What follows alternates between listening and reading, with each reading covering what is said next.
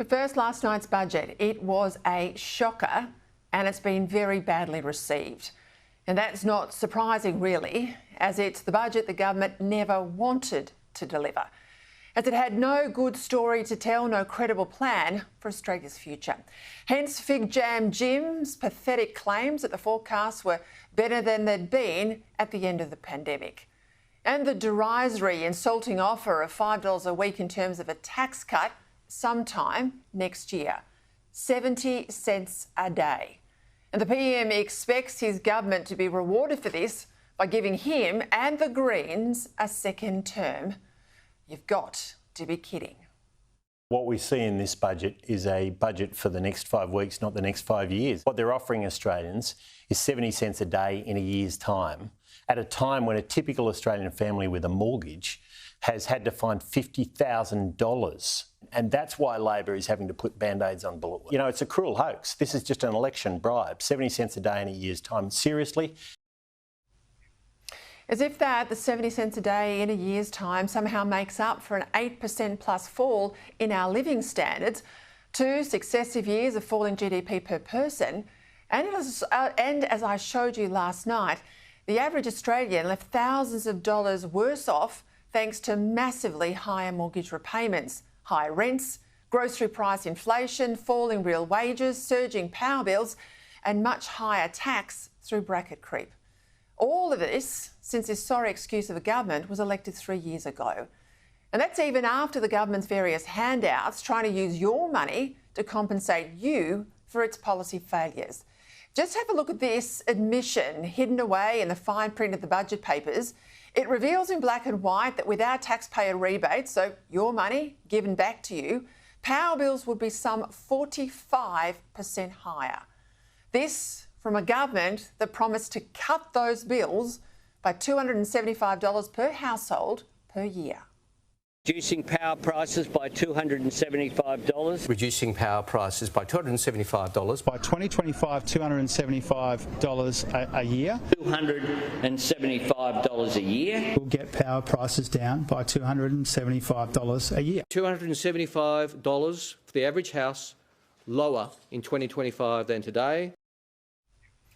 And good on the Herald Sun today, who called this broken promise out. The budget was simply a succession of electoral bribes without even the usual pretence of policy justification. Here are just some of the headlines today, even from some of Labor's usual fans. Tax cut and run, said the Sydney Morning Herald. Red alert, record cash crash, said the Australian. The Daily Telegraph from New South Wales, well, they mocked the Treasurer's $5 a week tax cut as Jim Pickings, saying as well, you know, it's a drop in the ocean. In the Sydney Morning Herald, Ross Gittins called the government timid, uninspired and uninspiring. And then he said, this budget fits it perfectly. In the Australian Financial Review, Phil Corey said that the budget was a rough set of numbers that was tarted up with a tax cut and some upbeat forecasts, a bit like putting lipstick on a pig. And in what should be a warning to every Australian, Corey said heavy spending will come back to bite. Just look at Victoria. Jenny Hewitt, also in the Fin Review, said it was little more than helping Labor limp back into office in a few weeks, and that the smallness of thinking leaves the nation marooned in a sea of debt. Paul Kelly in the Oz, well, he labelled the budget as a budget that fails the nation. Tom Jusovic, also in the Oz, well, he called it gutless. The paper's Simon Benson said the election gamble reveals the death of ambition. In Victoria, the Herald Sun went after the $5 tax cut as Jim's coffee shot, even though we all know that coffee's a lot more than $5 sometimes, and that the nation's debt bomb, it said, will blow up our future. Spending hits a 4-year high outside of the pandemic, roared the Fin Review. In the same paper, Richard Holden declared, Chalmers is wrong. The worst is not behind us, it's yet to come. To put it modestly, this isn't real reform, said Greg Brown in The Australian. Worse still, former Treasury official David Pearl, writing for The Australian today, called it a miserable failure, a budget of neglect we didn't need, built on deceptive comparison. And we'll speak a bit later to David Pearl on the show.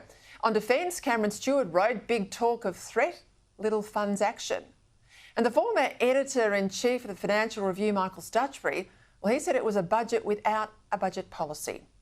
Now, in the Q&A session that followed his speech to the Press Club today in Canberra, the Treasurer faced heat from almost all of the journalists in the room, including some, not all though, but some that he would have thought were Labor friendlies.